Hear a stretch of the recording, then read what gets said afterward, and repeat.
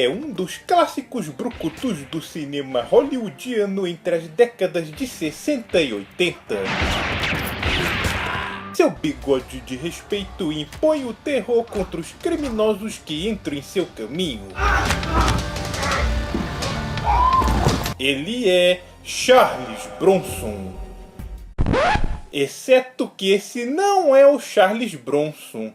Exatamente! Esse cara é um sósia tão idêntico ao original que você acreditaria que Charles Bronson não morreu e reencarnou em outra pessoa, e este é o resultado. Este aí é Robert Kovacs. Nascido na Hungria em 1956, foi um treinador de cavalos, acrobata e artista marcial. Graças à sua óbvia semelhança a Charles Bronson enquanto realizava um show com temática faroesteira na Espanha, um roteirista e diretor amador de filmes chamado René Pérez o avistou e não perderia a oportunidade de propor a ele estrelar em seus próprios filmes como protagonista de ação. Robert Kovacs então adotaria o sobrenome artístico Bronze para soar menos europeu, e eis que em 2017 estrelaria seu primeiro filme From Hell to the Wild West, um faroeste onde seu personagem persegue um assassino que acredita-se ser o fugitivo Jack o Estripador.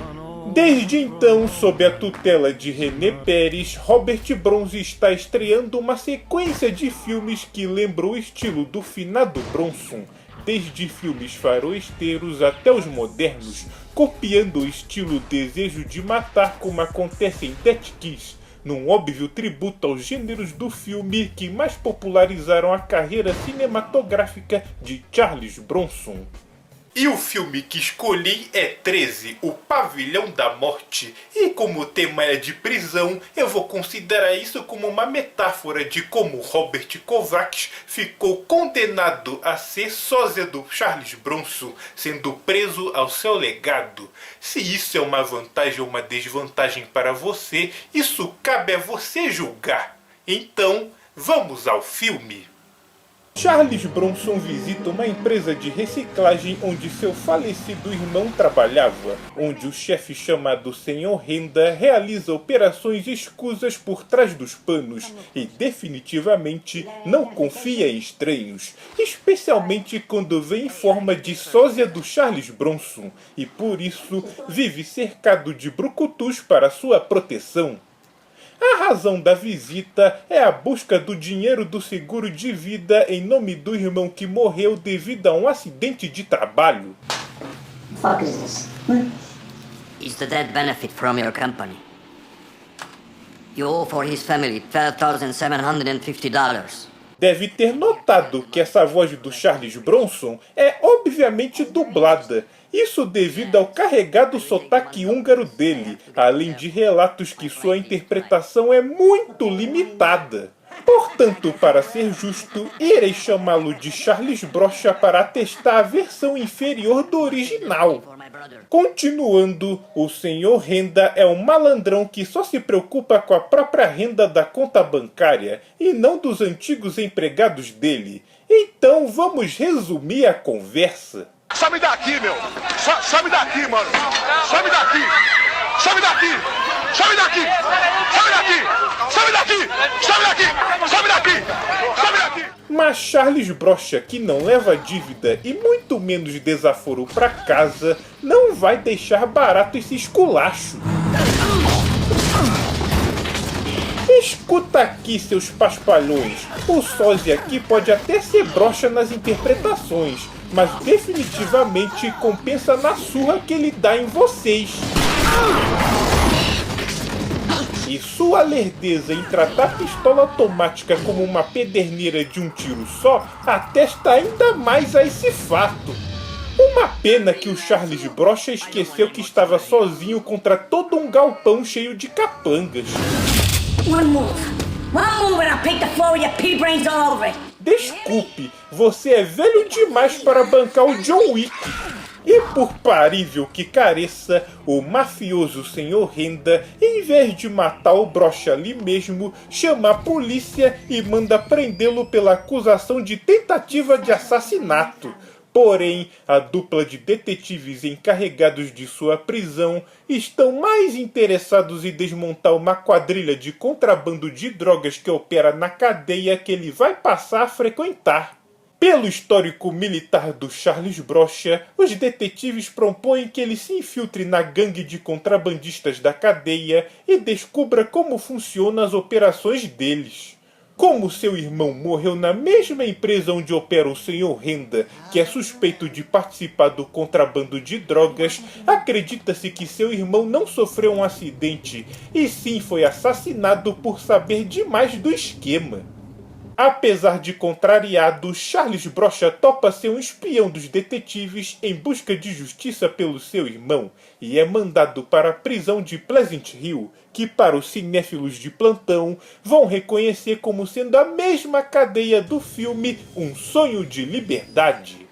Apesar do nome da prisão, que traduzido seria Colina do Prazer, o prazer não é para os prisioneiros, e sim para os guardas sádicos que adoram dar um sacode nos prisioneiros no primeiro dia de estadia, só para mostrar o quão barra pesada é a penitenciária e deixá-los mansos. A diretora da prisão faz um tratamento morde-a-sopra com Charles Brocha, pois ela está sempre buscando detentos que possam ser úteis às operações na penitenciária, como por exemplo nos clubes da luta que rolam na cadeia, onde os guardas apostam nos prisioneiros para tentar ganhar uma grana extra, tudo sob supervisão da diretora, que ainda fica com metade da grana das apostas, num esquema que faria os políticos de Brasília abrir os olhos de inveja pelo nível da corrupção.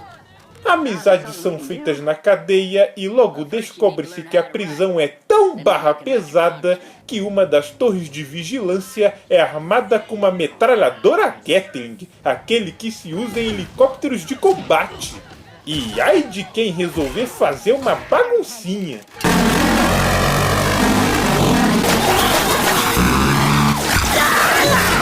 Era para a perna do cara ter sido arrancada pela grossura do calibre da arma.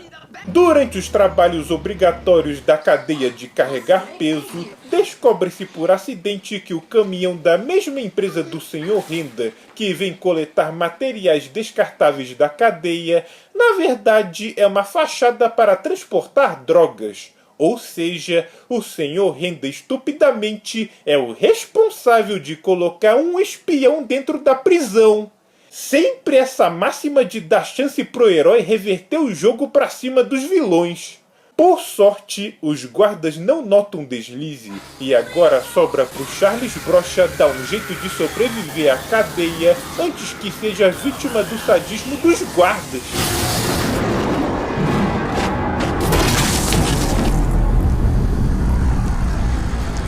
Já chega, Charles Brocha! Não dá mais para aguentar ficar numa cadeia em que você é morto por simplesmente ser feio como o diabo.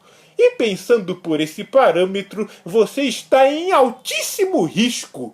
Até os prisioneiros sentem que é intolerável as condições da vida aqui e já começam a tramar uma rebelião.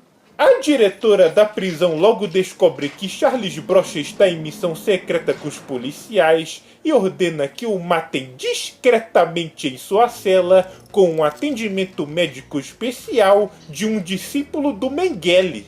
Mas para a conveniência do Charles Brocha, os guardas da prisão têm inteligência de ameba e um deles cai no truque manjadíssimo de fingir doença para ser pego desprevenido. E logo em seguida, a rebelião no presídio estoura e começa o grande quebra-pau no pavilhão da safadeza número 13. Aí, seu Mengele, gosta de um experimento? Então experimenta essa agulha aqui. O alarme geral soa na prisão e a diretora ordena que todos os prisioneiros sejam mortos. Considerando que os prisioneiros não são exatamente flores que se cheirem, os alborguetes da vida torcem mais pela briga e sangue entre eles, já que são todos safados. Charles Brocha e Carecudo conseguem roubar a chave do arsenal de armas de um dos guardas, e é com essas armas que eles vão virar o jogo contra seus captores. Holy shit! Yeah! Hey! Check this out! O responsável pelas armas do arsenal deve ser um fã fanático dos jogos de Doom para ter em suas mãos armas tão potentes que só os militares deveriam ter acesso. Porém, acredito que eles só têm acesso a tal armamento porque eles são tão vesgolinos ao fazer mira na troca de tiros entre os marginais que precisam gastar munição em excesso para compensar.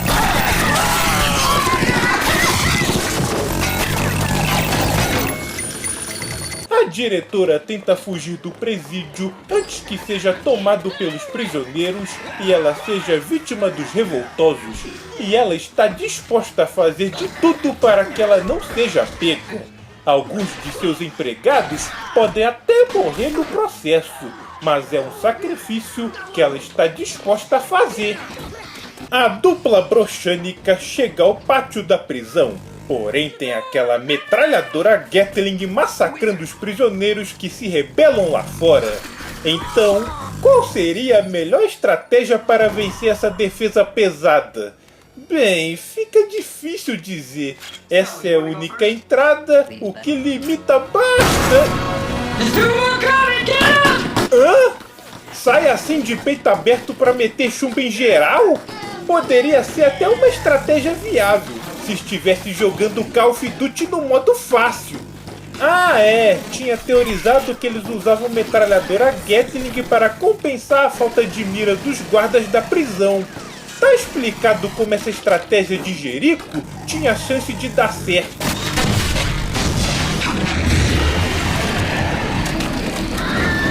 O lança-granadas do presídio contém bombas explosivas em vez de lacrimogênio?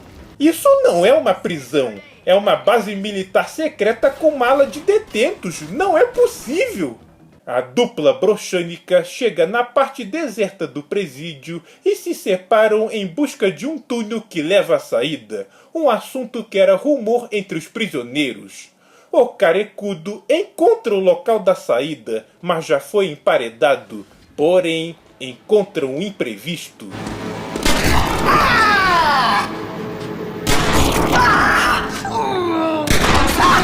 Isso que dá, foram se separar para quê? Estavam indo tão bem quando agiam juntos? E o que essa diretora faz aí? Não deveria ter fugido ou escondido em algum canto?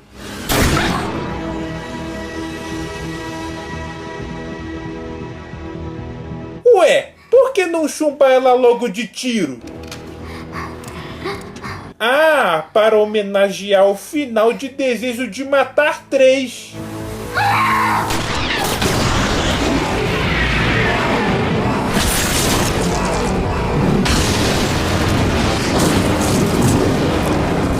E com direito a CGI tosca em Bullet Time.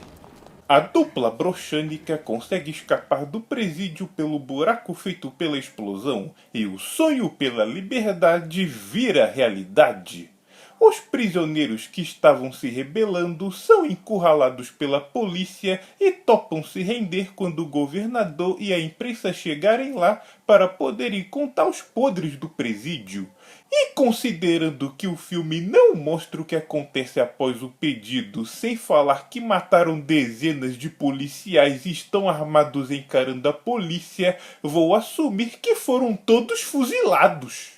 A dupla broxânica desfaz a parceria e vai cada um para seu lado, enquanto Charles Brocha é parabenizado pelos detetives por descobrir todo o esquema de contrabando e permitir que eles possam acabar com toda a operação criminosa. E ele não ficará de mãos abanando após tanto esforço. Okay. Put your thumb on the screen right there.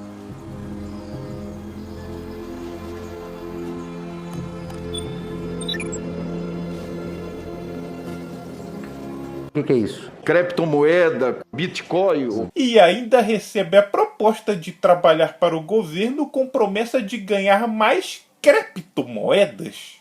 Enquanto ele pensa se vale a pena aceitar a oferta, eu já penso que ele faturou mais que os alunos dos coaches de dinheiro fácil em day trade.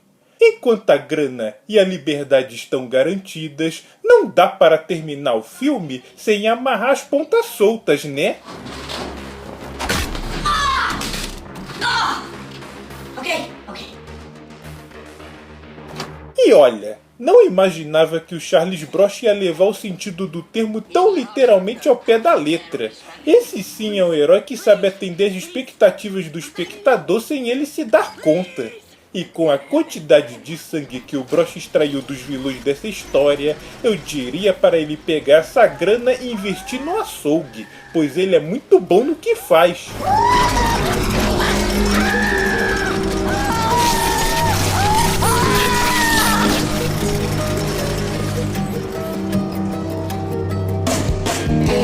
E este foi 13, o Pavilhão da Morte. Na minha opinião, o melhor dos piores filmes de Charles Bronson até então. Obviamente, a atuação e os efeitos de baixo orçamento ficam bem na cara, especialmente nas poucas cenas em CGI que se destacam de tão mal elaboradas, estando apenas alguns níveis acima de um Birdemic da vida. Ainda bem que souberam minimizar essas cenas para não passar mais vergonha. Mas também, o que esperar de uma produtora que está se aproveitando do legado de Charles Bronson, extraindo até a última gota possível da fama do ator para tirar um lucro gastando o mínimo? E não tem melhor metáfora disso do que o logo da produtora, a Mosquito Entertainment. Acho que até eles sabem como estavam sendo sanguessugas do legado do Bronson. Sanguessuga Entertainment seria até mais apropriado. Eu assisti os outros filmes com Charles Bronson e, salve um momento ou outro, são bem dispensáveis aos fãs de trecheira. Boa parte do tempo nos outros filmes são gastos com roteiros para lá de esquecíveis e às vezes o próprio Charles Bronson não aparece tanto. Seja por causa de ele ser limitado como ator para evitar pagar dublador para refazer suas falas, ou porque o salário dele tá caro para os padrões das produtoras que o contratam, é inaceitável essa falta de maior presença em cena, considerando que ele ser sósia do Bronson é a principal jogada de marketing de seus filmes. Até a data da realização deste filme, Robert Kovacs está para estrear vários outros filmes que ainda estão em pré-produção. Então resta torcer para que a experiência acumulada com esses filmes melhore a qualidade das produções, porque seria irônico Charles Bronson ter uma carreira broxante desse jeito. E boa sorte, Robert Kovacs, porque realmente sua semelhança ao Charles Bronson é chocante. Espero que esteja se divertindo em sua carreira cinematográfica, rapaz. Até a próxima.